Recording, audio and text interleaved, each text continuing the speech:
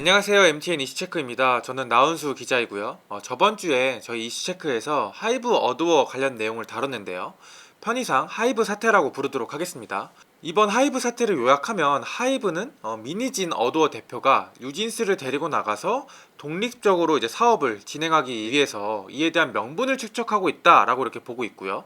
민 대표는 반대로 이제 하이브 주요 경영진에 이제 미운털이 박혀 있는 상황에서 아일리 표절을 제기하자 자신을 쫓아내려고 하고 있다라고 이렇게 주장을 하고 있습니다. 그리고 이 하이브와 미니진 대표 갈등을 이해하기 위한 단초는 양측이 맺은 주주간 계약에 있습니다. 주주간 계약에는 돈 문제와 동종업계에 일정 기간 동안 종사하지 못하도록 하는 경업금지 제한 조항 문제도 걸려있는 상황이고요. 그래서 첫 번째는 이 주주간 계약에 대한 내용을 좀 더 자세하게 다뤄보도록 할 예정이고요. 두 번째는 하이브는 이제 민 대표 그리고 그 측근들을 어도어 이사에서 해임하기 위한 임시주총을 개최 소집을 요구한 상황인데요. 그래서 어제 29일이죠. 하이브가 선임한 어도어 감사가 민 대표를 해임하기 위한 이사회 소집을 요청했는데 민 대표 측은 이사회 소집에 불응한 상황입니다. 이 사안에 대해서도 양측 간 법적으로 해석하는 부분들이 팽팽하게 달라서 이 내용도 같이 보도록 하겠습니다.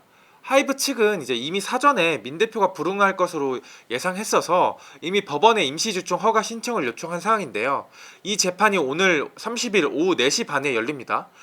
비공개로 재판이 진행될 예정인데 각자 어떤 주장을 할지 살펴보도록 하겠습니다. 원래는 하이브가 어두워 지분 100%를 보유하고 있었는데요. 민 대표는 원래 보상 차원에서 주식을 살 수 있는 스톡옵션 권리만 부여돼 있었습니다. 그런데 하이브 측에 따르면 민 대표가 스톡옵션은 세금 문제가 좀 있으니 어두워 지분을 요구했고 하이브가 이걸 받아들이면서 어두워 지분 20%를 저가에 미니진 대표한테 매도하게 된 겁니다. 그리고 그 중에 2%를 자기 직원들한테 나눠줬다고 하고요. 그래서 기사에서 보시는 것처럼 민 대표의 어두워 지분 18%가 이 2%를 나눠주면서 18%가 됐다고 이렇게 보시면 되겠습니다. 그리고 하이브와 민 대표가 주주간 계약을 작년 초에 맺는데요. 민 대표가 보유한 지분 18% 중에 13%를 올해 말에 하이브 측에 팔 수 있는 풋옵션이라는 게 부여가 돼 있는 상황이고요.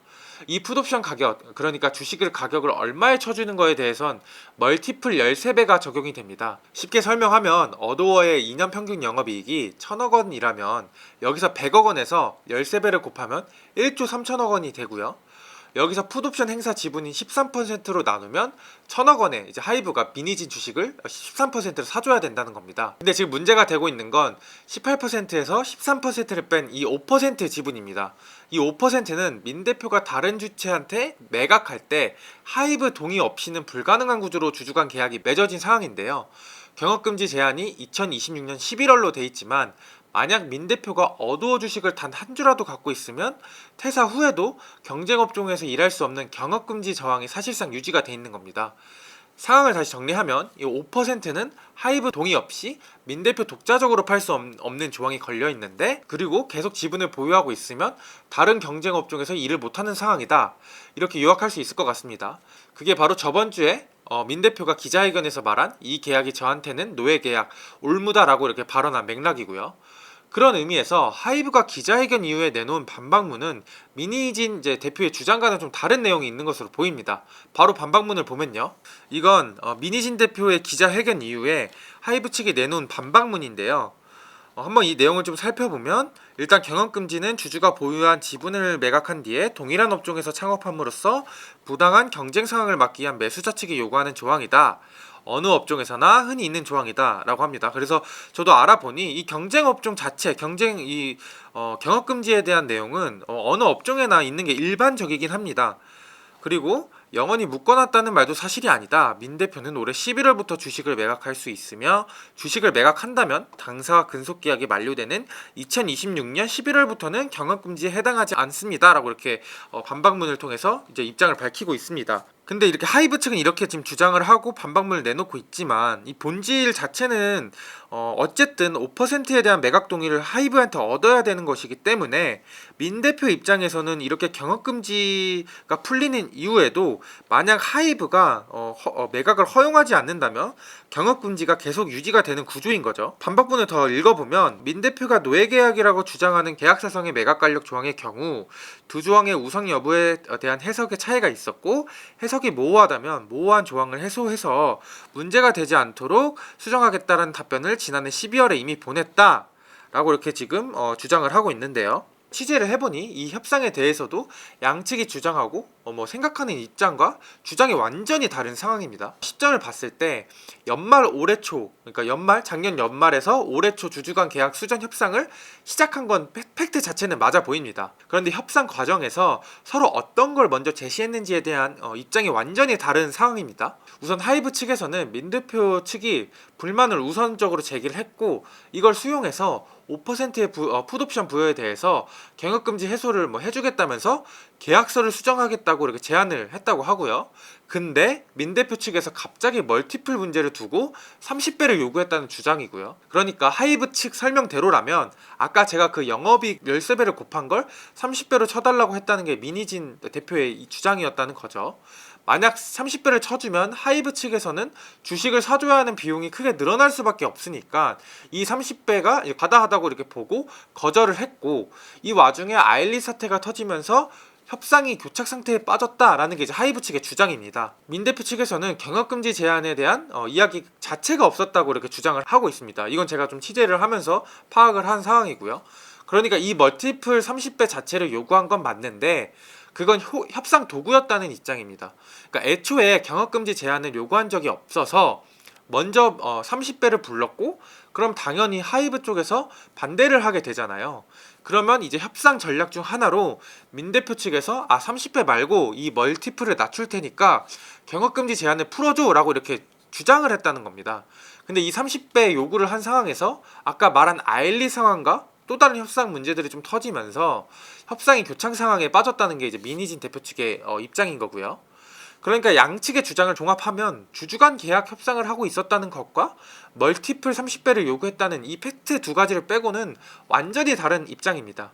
양측이 서로에게 유리한 상황으로 설명하는 상황이라서 이 부분은 나중에 법원으로 가서 이제 진실이 밝혀질 것으로 좀 보이고요. 콜옵션에 대한 이야기도 조금 해보려고 하는데요.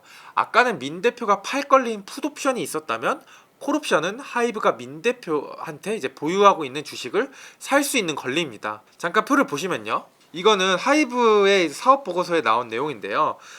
하이브하고 어도어하고 나온 이제 주주간 계약에 대한 내용들이 나와 있습니다. 일정한 조건이 충족할 경우에 하나여 거래 상대방이 보유한 비지배 지분 20% 전부를 매수할 수 있는 콜옵션을 보유하고 있습니다. 라고 이렇게 명시되어 있는데요. 이 일정한 조건이 뭔지 말씀을 드리면요, 저도 완전히 정확하게 파악을 하고 있지 않지만 제가 이렇게 여러 가지 취재를 과정에서 거치면서 제가 알고 있는 바로는 이 콜옵션 행사 시점은 따로 특정된 시기가 있는 건 아니고 민 대표가 회사 이미지를 훼손시켰을 경우에, 더 정확히 말하면 배임 같은 경영상 잘못을 저지른 경우에 하이브가 행사를 할 수 있는 겁니다. 물론 경영상 잘못이 뭔지에 대해선 세부적인 조건들이 있긴 하겠지만 제가 현재로서는 파악하고 있는 건 없고요. 옵션 가격은 경영상 잘못에 대해서 하이브가 행사를 하는 거니까 풋옵션처럼 프리미엄 멀티플 30배, 13배 이렇게 붙은 게 아니고 주식 매수 가격이 굉장히 낮게 형성이 돼 있는 걸로 저는 파악을 하고 있습니다. 그래서 하이브가 민 대표에 대해서 배임으로 경찰에 고발을 한 상황인데, 만약 재판에서 배임 혐의가 드러난다면 콜옵션을 행사할 것으로 예상이 됩니다. 배임 혐의에 대해서는 뒤에서 다시 이야기를 다뤄보도록 하고요. 어쨌든 민 대표 변호인 측에서도 이런 콜옵션 조항이 있다는 걸 당연히 알고 있겠죠. 그래서 민 대표 변호인단에서 어저께 주주간 계약을 위반한 건 하이브 이런 식의 내용 증명을 하이브한테 보냈다고 해요. 민 대표 측에서도 일종의 사전 조치를 취한 셈이죠. 그리고 어제 이사회 소집 요구에 대한 이야기를 좀 해보면요, 하이브가 선임한 어도어의 감사가 어도어 측에 임시 주총을 열어달라고 요구했고 민 대표 측은 이사회 소집을 거부했다라는 보도들이 나오고 있는데요. 더 정확히는 감사가 이사회 소집을 요구해서 이사회에서 임시주총 개최를 거쳐서 민 대표와 그 이사들을 위한 해임 절차를 밟겠다는 것가 더 정확한 표현입니다. 나온 기사 내용을 한번 보면요, 여기서 하지만 민 대표는 두 가지 이유를 들어 소집에 불응했다라면서 그 이유에 대해서 어도어 대표와 사내 이사진 교체에 대한 하이브의 요구 자체가 위법하다, 그리고 감사의 이사의 소집도 권한받기라 적법하지 않다라고 이렇게 그 근거를 제시하고 있습니다. 그래서 이 민 대표 측은 아마 변호인단으로 지금 추정이 되는데, 감사의 이사의 소집 요구 권한은 감사 결과의 보고에 필요한 범위로 한정하고 있어서 감사의 요구는 적법하지 않다, 이에 이사의 소집을 하지 않기로 했다라고 이렇게 지금 주장하고 있습니다. 이에 대해서 하이브 측도 이렇게 입장을 냈는데, 하이브 측은 어도어 정관상 감사는 이사 직무집행을 감사하는 권한이 있고 이사의 소집 청구권을 가지고 있다 라면서 이제 이렇게 밝히고 있습니다. 그러니까 요약을 하면 하이브 측은 감사는 이사가 잘못을 하는 행위가 있다면 감시하는 게 감사의 직무인데 지금 민 대표가 배임 혐의가 있으니 이사회를 열어서 주총을 결의하고 이사회를 해임 요구하는 건 당연하다 이렇게 주장을 하고 있는 거고요. 이에 반해서 민 대표 측은 감사여도 현재 이사 해임을 위한 목적의 임시주총 개최를 결의할 수 없다라고 이렇게 주장을 하고 있는 건데요. 결국 양측의 입장이 다른 상황인데 상법과 판례들을 좀 볼 필요가 있어 보입니다. PPT를 한번 다시 보실게요. 이건 상법 412조의 4의 내용인데요. 1항은 감사는 필요하면 목적사항과 소집 이유를 서면에 적어서 제출한 다음에 이사의 소집을 청구할 수 있다라는 내용이 나오고요. 2항을 보면 이렇게 1항의 조치를 취했는데 이사가 이사의 소집을 하지 않으면 그 청구한 감사가 이사회를 소집할 수 있다라는 내용이 나옵니다. 이 상법만 보면 감사가 이사회를 소집하고 요청하는 게 하이브의 주장처럼 별 문제가 없어 보이긴 합니다. 그런데 감사의 권한은 무엇인가? 그리고 이사회 소집을 하더라도 감사가 이사회에서 요구할 수 있는 권리는 어디까지인 건가에 대해서는 좀 살펴볼 필요가 있는데요. 이건 상법 전문 변호사가 비슷한 판례를 근거로 해석을 한 내용인데 한번 바로 보겠습니다. 이 내용만 한번 살펴볼게요. 이 경우 감사가 감사의 업무와 직결되지 않는 사항, 예를 들어 이사의 해임 등을 사유로 하여 총회 소집 청구를 할 수 있는지가 문제되는데 감사는 주주총회에서 의결권을 행사할 수 없고 단지 주주들에게 경영에 관한 사항을 보고함으로써 주주들의 정책적 결정을 유도한다고 볼 수 있다는 이유로 감사는 감사 업무와 관련한 긴급한 의견 진술을 위하여만 주주총회 소집을 청구할 수 있을 뿐 이사의 해임을 위한 총회 소집은 인정되지 않는다고 보는 견해가 일반적이다라는 내용이 나옵니다. 이 한 문장만 이렇게 너무 기니까 이해가 사실 좀 안 되는데 제가 좀 요약을 해드리면 감사는 감사권이 있는 건 맞는데 경영 판단과 같은 이사의 영역까지 무조건 감사 권한이 있는 건 아니다. 그리고 주총을 열더라도 감사 업무와 관련된 내용에 한해서만 주총을 열 수 있지 의결권도 없는 감사가 이사회의 해임을 위해 총회 소집을 할 수 없다 이런 내용입니다. 그러니까 결국에는 이사의 해임을 위한 그러니까 감사의 권한은 이사의 해임이 아니니까 이사의 해임을 위한 총회 소집은 인정되지 않는다는 게 일반적이다라고 이렇게 판례를 통해서 한 변호사, 상법 전문 변호사가 설명을 해주고 있는 거고요. 그래서 다시 기사를 한번 살펴보면요. 감사의 이사의 소집도 권한 밖이라 적법하지 않다. 그리고 감사의 이사회 소집 요구는 권한은 감사 결과의 보고에 필요한 범위로 한정하고 있다. 이런 내용이 조금 이해가 되실 겁니다. 그리고 실제로도 변호사분들한테 좀 물어보니 감사가 이사의 해임 등과 같은 감사의 업무와 직결되지 않는 사항을 이유로 주주총회 소집을 청구할 수 없다는 판례도 있다고 이렇게 말을 해주기도 했고요. 좀 더 말씀드리면 아까 말했던 것처럼 이사회에서도 의결권이 없기 때문에 감사가 의결 사항에 관한 이사회를 소집한다는 것이 말이 안 된다. 그래서 보고 사항에 관련하여서만 이제 이사회를 소집할 수 있다. 이게 기본 법리다. 이렇게 변호사는 이렇게 설명을 저한테 좀 해줬습니다. 그러니까 감사 본유의 권한에 대해서만 주총을 여는 것을 요구할 수 있다는 거죠. 감사가. 이사 해임은 감사 본유의 권한이 아니라는 것이기도 하고요. 물론 하이브 측도 민 대표가 당연히 이사회 소집을 거부할 거라는 건 알고 있었겠죠. 그래서 하이브가 임시주총을 열어달라고 법원에 요청을 한 겁니다. 그게 오늘 오후에 첫 신문이 예정돼 있는 거고요.